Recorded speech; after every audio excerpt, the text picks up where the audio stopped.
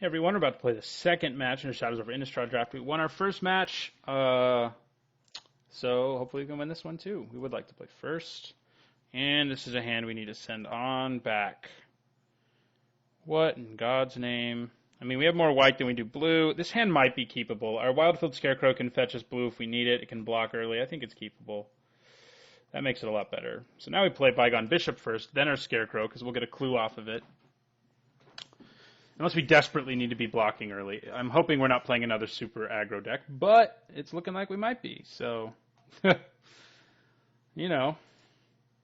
We can't block that guy anyway, but there were some good vampire things going around. It looked pretty open, the vampire deck. We saw the Masquerade going around pretty late, Stenzia Masquerade. So if our opponent plays one of those, I'm going to be a little unhappy. You don't want to swing? Yeah, you do. I don't have Puncturing Light, don't worry. And even if I did, it's not exactly good right there. Right, I still think we play our bishop first just because it's going to get us way more value to do that. We can play our Militia Captain or our Scarecrow next turn. It's probably going to be our Scarecrow just because it can block better. You're going to play your Masquerade, aren't you? The good news is if he does and then we drop Wildfield Scarecrow, we can just block this guy. Assuming there's no trick or anything. If there's a trick, we're not so thrilled, but at least we're going to get a clue off of Wildfield Scarecrow. So even if there is a trick that takes down our bishop, we at least got value back. Instead of me, like I did in the first game of match 1, foolishly not play around, aim high. Right, all right. Red-white. So he may not be vampires, although in my own experience, my best vampire decks have not been black-red. They've been, something else. So we got not blue, but one of our other colors. So I think I play this here, Scarecrow. I probably swing, too. It's probably worth it. There's a clue for us. Yeah, I think it's worth it. I mean, we don't have a creature. I mean, he can swing with both now, I guess, if he wants to. But we can't block that if we only have one creature anyway. And we can still block the Evangel. We just won't kill it in combat. We are going to want blue mana at some point, so we may have to cash him in for too long, but so far his biggest role has been as a blocker, so would not mind him continuing to do that for us.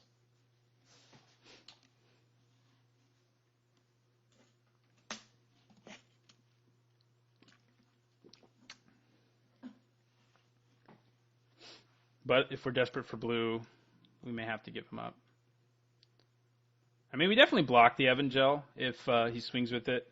Because if he wants to use a trick to kill our Scarecrow, maybe we'll never draw blue, so he may have a trick.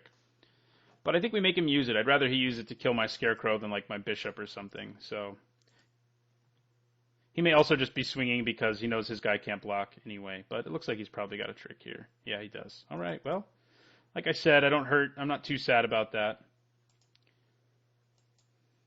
Halfway to Delirium. That's something. Okay, I'm going to crack our clue first here. Okay, I'm going to play our Militia Captain. So we want to be able to keep our Bygone Bishop in play, so I don't think I want to, because we can gain 3 life is the reason. So he could have Puncturing Light. I don't think it's worth playing into that right now. I think we just pass, and then we probably also just take 3. And then we play our guys, because gaining 3 is going to be big. Pretty big, anyway. So, yeah, we'll just end the turn. And he's got to worry about this now. Like, if we get the 4 creatures, which we could do in the relatively near future, he's going to be in trouble. So, Unruly Mob, okay. Go up to 20 again. Got to respect the tricks. There's a decent chance he has some. Although if he plays another spell right now, I'm going to be pretty happy, because then I definitely just block. I mean, he probably doesn't swing with this if he has it. Okay, all right. So he is going to tap out. So I like that. I don't love Blood Mad Vampire, but our guys can trade with it, which isn't the worst trade ever. So can our Militia Captain if that's what we need to do. We can also use Gone Missing on it if we ever draw blue mana, even after it gets pumped up. So probably would have been better for him to wait to do that at instant speed, but I am okay with it. He still gets tons of value. I mean, +1/+1 counter, draw a card, put a 4/1 into play for 2 mana. I mean, so now he has 1 red mana anyway, so that didn't work out for us at all. I think we have to respect the rush of adrenaline and just take it if he swings. Okay, he didn't though. Okay, since we drew a land, now we can. I think we tapped that. No, we probably dropped. Yeah, crack our clue here. Okay, then we're gonna play Apothecary Geist and gain some life. And we're getting dangerously close to the 4 creatures we need, which would then create problems for our opponent. But yeah, we're going to end our turn. And we're not going to swing with anything either. Where's always watching when we need it? It would make our board so much better.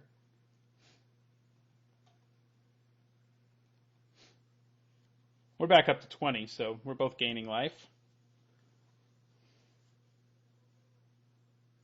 We need blue mana, though, that's for sure, and we lost our ability to get it with our Wildfield Scarecrow going to our graveyard. But our deck is predominantly white, so how many more blue spells are there in our deck? 4-ish, something like that. Maybe a few more than that, but so we might draw them, but at least we have Moorland Drifter in our hand. Yeah, that is a problem. I think I probably block it with my Geist. There's a good chance he has a trick, but if he doesn't, I feel pretty good. I'm holding on to the Captain just because if this game continues to be grindy the way it has been, it will just win me the game eventually, especially if our opponent. Okay, he's going to use a trick here. Okay, but he didn't give it Trample yet. Is he going to give it Trample? Giving it Trample 2 would be... Okay, good. So he just traded a trick for our creature. We're okay with that. I am anyway. Maybe you're not, but I'm okay with that. A 3-mana trick for our 4-mana creature who already gained us life, so we got the value. Hello. Okay. So now we can actually just drop 2 creatures and force his hand in a way. That might just be worth it rather than bouncing this, because then this is going to transform. Plus we're going to get a clue in the process. So I think we just do that. I think we just force his hand. We have gone missing to bounce this guy if we have to. So we have that going for us. We'll play our Scab, and we can pretend like we have that trick in our hand. So now we have 4 creatures. So if we get to our next upkeep and still have 4 creatures, this transforms. So that's not real ideal for our opponent. The fact that he keeps representing Puncturing Light every time, so... Although he probably... Oh, he couldn't have used it. Yeah, he could have. He probably would have used it on my Geist, I guess. But he may have decided he wanted to hold on to removal and use the trick instead. I suppose that's possible. But I like our position. I mean, having gone missing, finally drawing the blue was great. Having gone missing ready to go is great.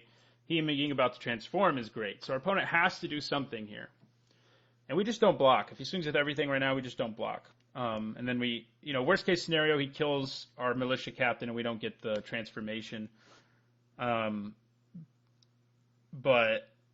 we still get to Gone Missing his Blood Mad Vampire in the end. So, okay, well, that's going to hurt a little more, but it's going to make Gone Missing better. So, the danger is if he has the ability to pump him and give him double strike right now. Okay, he didn't attack, which is great for us. That's great. We love it. We love that, and we love this too. Hello. Ooh, hello. So, yeah, we're going to use Gone Missing here. I guess we could crack a clue first. It doesn't hurt to do that because it gives us more options. Potentially, anyway. So we're going to crack our clue. Yeah, we still use Gone Missing here. We go Gone Missing, see you later. You lose your aura, so we even get to kill a card and we get to investigate. So that's cool. So I think we just attack with our Scab. I'm still playing around Puncturing Light. It's such a real possibility that I want to play around it. So I'm just going to attack with the Scab here. Be careful. Keep this in play since it can grind us out so much value. I mean, we're about to play this too, which is just going to get silly, but... Puncturing Light. Oh, no? Yeah, okay. All right. That isn't Puncturing Light. He still has the mana for it, though. So we get another Cleric token now. So he's going to pop back up to 4/4, so we have that going. I wish he would tap out, because I just don't want to play into Puncturing Light. I mean, this guy can't really attack very effectively either until he gets a little bigger.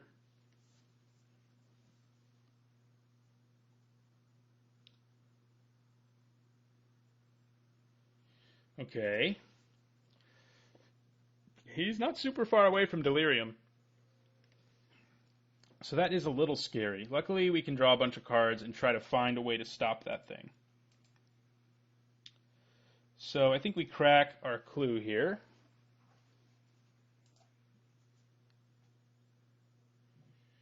Okay. Right, so I think we just end our turn.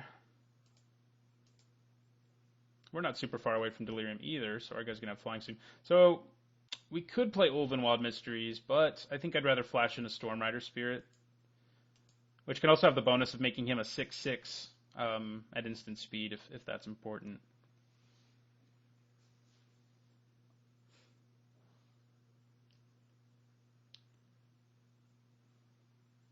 Mysteries is going to be good, though. I mean, it's not good with these, but any one of these dying gives me a clue. If we start making other clues, we get to make human soldier tokens, so we're just going to go really wide in this game. We have 2 token engines, so it feels good. I think eventually we grind out a win here. It might be slow going, but I think eventually, barring, our opponent having a big bomb, which that is not. Of course, my opponent is still at 23 life, so for what that's worth. So I was going to say, if he swings, I flash in Stormrider Spirit and block and make him use another trick. But now we can swing with our Stormrider Spirit without too much fear. Hello, there we go. All right. Hey, everybody.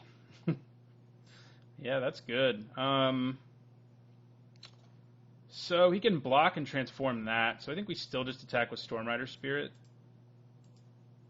It's free of Puncturing Light, too, which is nice. So we're going to swing with it. And we can flash in our other Stormrider Spirit if we need to. All right, finally got in for some damage. Still not going to play Ulvenwald Mysteries, but I don't really see my opponent attacking anytime soon. Anyway, and it says non-token, so, our Cleric tokens aren't going to get us any value or anything. So he could have Silver Strike still, which can't kill this, but Puncturing Light can kill this, and Puncturing Light can still kill that. So we need to play around those. There's no reason not to, since we're at such an advantageous position, and there's not many cards that can really get our opponent out of the situation. So swinging with Stormrider Spirits, we feel pretty good about that because, they're not. I mean, they're good. They could help us win the game here, but they're not amazing. If that makes sense. So we are going to play Ulvenwald Mysteries first now because we would like to, if something happens here, get a clue out of it at least, right? So these two are going to swing.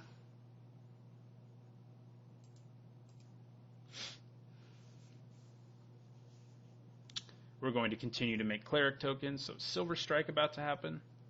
If it is, I feel pretty good about having been conservative attacking with my Bishop. What does he need in his graveyard, incidentally? He needs a land.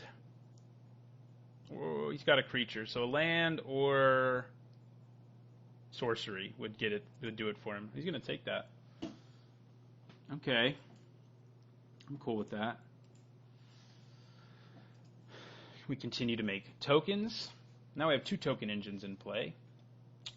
So that's good. We're going to be eventually getting to the point where we can just swing for the win.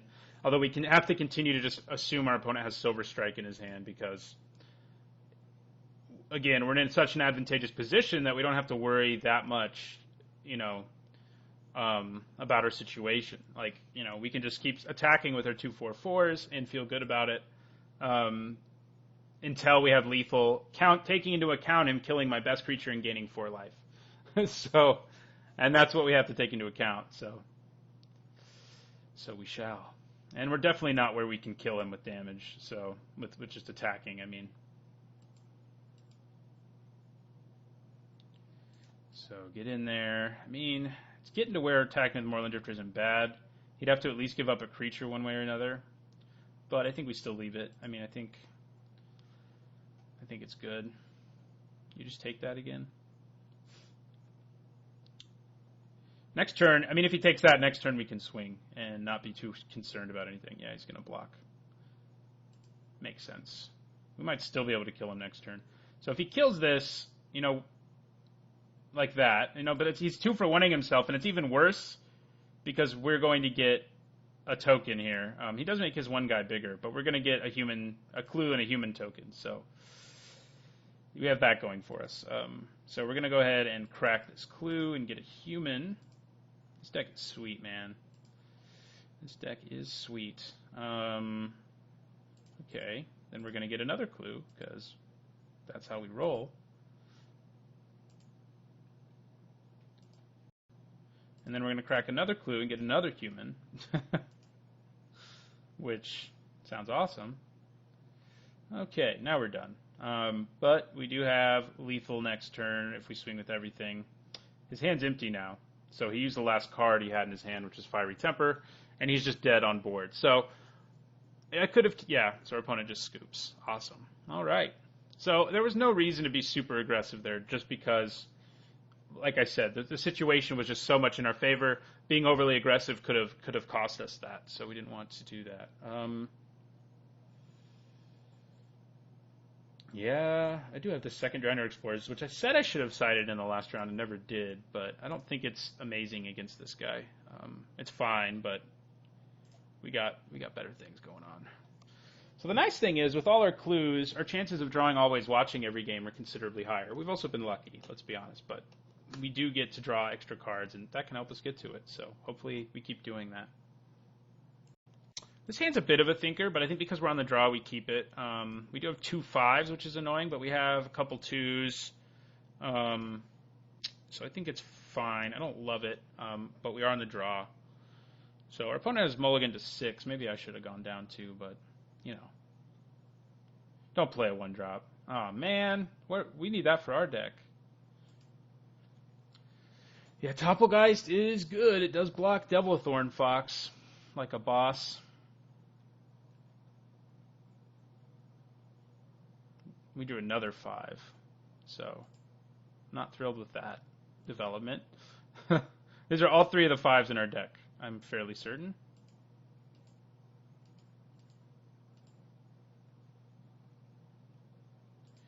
Okay, so I think we play the Militia Captain just because it can block better. It may also just eat a Fiery Temper or something. And we are in trouble if we don't start drawing lands on this next turn. Like, if we can just go land, we'll be in decent shape, but if we don't do that, we are going to be in trouble. So do I block this guy? Well, no, because he didn't attack with it. So that answers that question.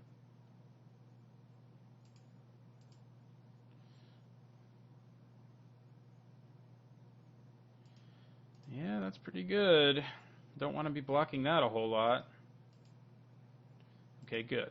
Now, keep the lands coming, deck. So we play Niblis now, and we pass. So if we can just keep hitting lands, we may just get to transform this guy again and take over the game that way.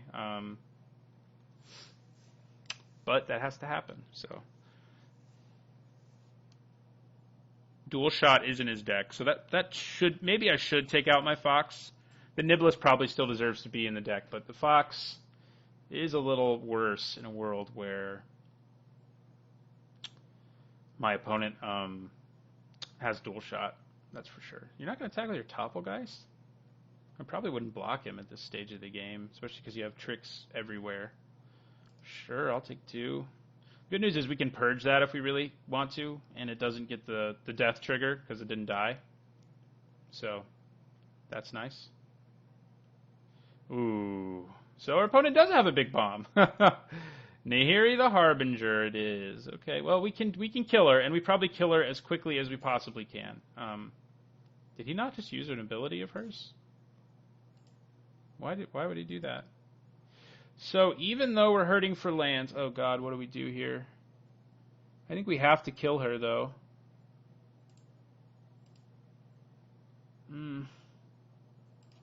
Yeah, I think we do. It might be right to give up my Niblis. I think it probably is. Oh, it's only... Oh, I thought it was permanent. Oh, no, I'm a fool. Okay, well, that solves... I was worried about what I should do. We do have Gone Missing, which can deal with that, and we do have Flyers, which can deal with that. If I purged, I would have a good attack. Like, I could kill, but it's probably not worth it. Yeah, it's not worth it. We're just going to play our Fox and cry. We really want Gone Missing mana to, like, reset her and then make her easily killable. But we're in trouble. Skob is bad against Topplegeist. He's probably about to just discard a Fiery Temper to her, so...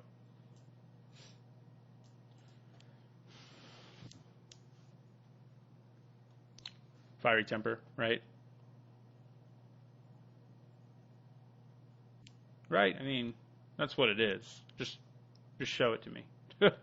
No, it's an Insolent Neonate, okay. That works for me. You have some other big scary thing you're going to play? Why can't you hit Planeswalkers? Terrible card. Terrible card. Okay. I think we just take it. And then we try to kill her. I mean, it's just 4 damage. Yeah, we're just going to take it. He only has 1 card in his hand. I mean, the thing is, he gets to kill one of my creatures if I, when I attack. And he's probably got Puncturing Light or something. That gets to transform. Okay, well, that's not good. Alright, so we attack with everything at Nahiri.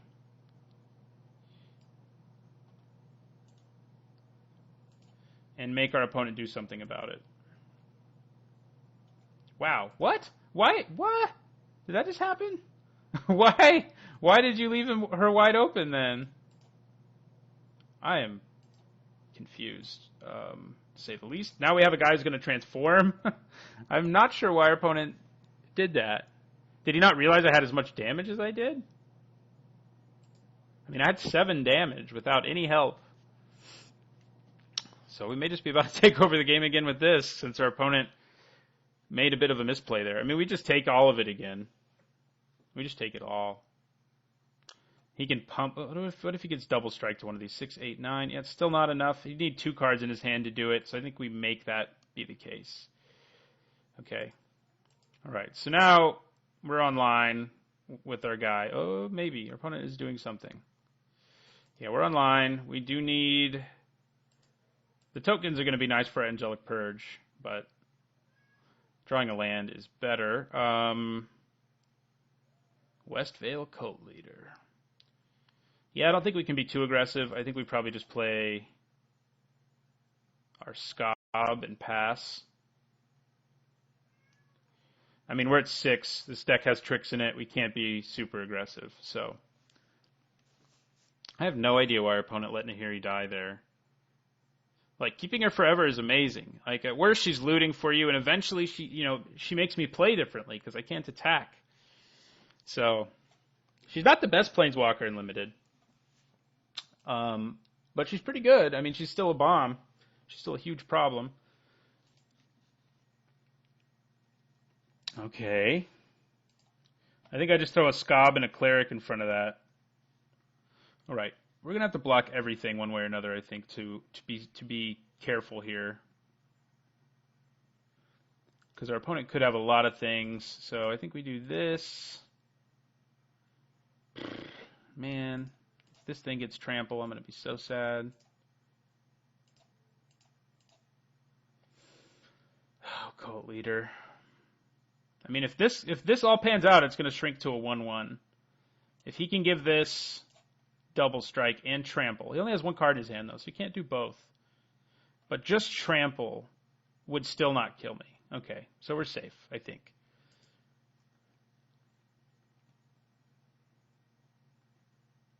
One card in his hand. If he had 2 cards in his hand, I'd be sweating more. But if we can just wipe his board here and hold on to our Cult Leader and keep playing our game, then we probably manage to stabilize at 6 life. Looks like we will. He does get a piece of equipment that is kind of a problem, but it's less of a problem because Now, he may have Fiery Temper to just finish this thing. Nope. Well, that was probably a mistake. I still don't really want to attack with this, so I'm not going to. It's 1 damage. Come on. So we're going to end our turn, make a Cleric, and we're going to start trying to get back, win this game, which I think we will eventually. It's going to be long and grindy, so fast forward to the end if you like. But we dealt with our opponent's best card, although I think that was still a mistake on our opponent's part. Leaving 1 blocker back would have just made my life difficult. Okay, well, I have a bit of an answer to that, and it is Stormrider Spirit. So it'll keep my Westvale Cult Leader alive. It still kills the Cleric token. So what else you got? Nada. Okay.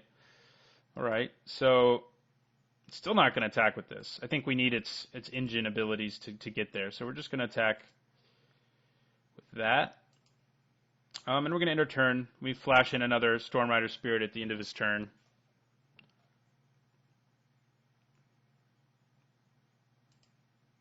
Our Stormrider Spirits have loved us, man. And they've been good. They've been real good. So another Stormrider. So we're kind of getting to where it's like, maybe we should just attack with it, but probably not. I mean, we can still hit him for 7 here. And so that's what we do.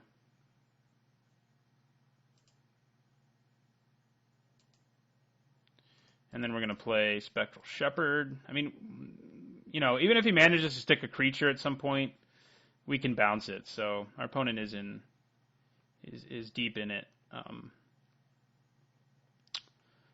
I don't know what the 3 cards are in his hand. I guess if he drew another land and he has the one that exiles all of our creatures, I guess we should start playing like he has that and make sure we leave at least 2 blue up or something like that.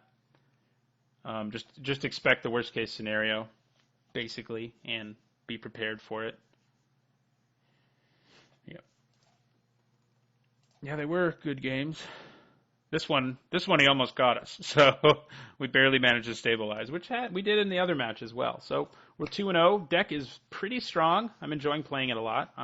So hopefully we can go 3-0 with it. Thanks for watching, and don't forget to like, comment, and subscribe.